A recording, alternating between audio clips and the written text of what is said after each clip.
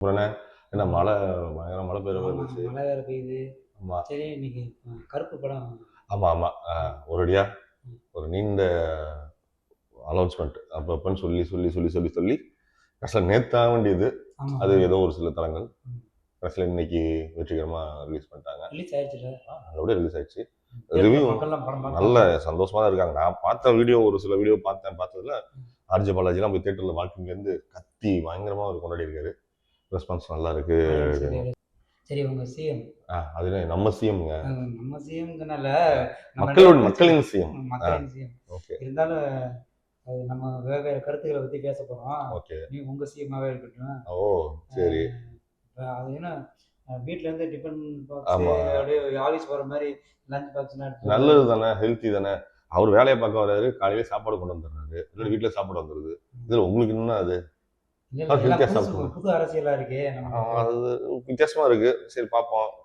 சரி அப்புறம் இந்த எல்லா பத்திரிகையிலையும் நம்ம பேசுற மாதிரி அதாவது விஜய் அப்படின்னு பேசுறாங்களே, தமிழக முதல்வர் அப்படின்னு போட்டு தமிழக முதல்வர் விஜய் எழுத மாட்டேன்றாங்க. Okay okay. எல்லா மீடியா எல்லாத்துலேயுமே தான் விஜய் விஜய்னு சும்மா ஜஸ்ட் ஒரு நடிகனை பற்றி. உங்களுக்கு முன்னாடிலாம் ஆக்டராக எழுதியிருக்குது.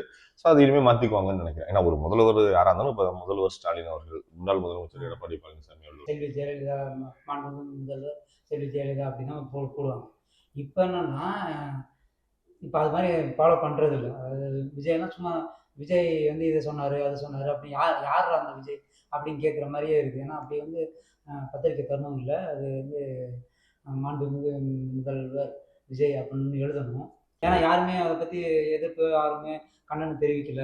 அதனால அவங்க பண்ணதான் செய்வாங்க. இப்போ வந்து ஸ்ட்ராங்கான எதிர்கட்சி ஒன்று இருக்கு. கண்டிப்பா சரா மாதிரியா கேள்வி கேட்குறாங்க. இளைஞர்கள் பயங்கரமா உதயநிதி ஸ்டாலின் வந்து பயங்கரமா ஸ்ட்ராங்கான கேள்விகளா கேட்டு அப்படியே திணறடிக்கிறாரு. எல்லாமே யூத் தானே இளைஞர்கள். அவரும் காலேஜ் சீனியரு பிளஸ் இங்க ஒரே இதுல படிச்சவங்க. இன்னைக்கு பாத்தீங்கன்னா யூத் தான் இருக்குது அந்த சட்டசபை. ஸோ எதிர்கட்சி தலைவரும் பயங்கரமா கேட்கிறாரு. ஆளுங்கட்சியா இருக்கிற நம்ம திரு சிஎம் விஜய் அவர்களும் வந்து அதுக்கு ஏற்ற மாதிரியான பதில் கொடுக்குறாங்க. அதுக்கு ஏற்ற மாதிரி செயல்கள்லாம் ஆற்றுறாங்கல்ல.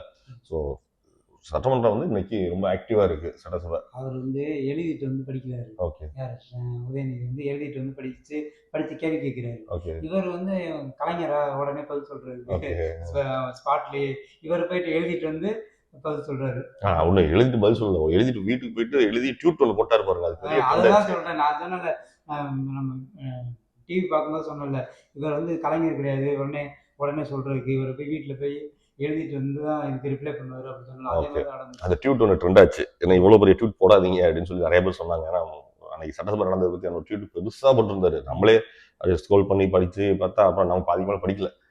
ஓகே பயங்கர பெருசா போயிட்டு இருக்குங்க.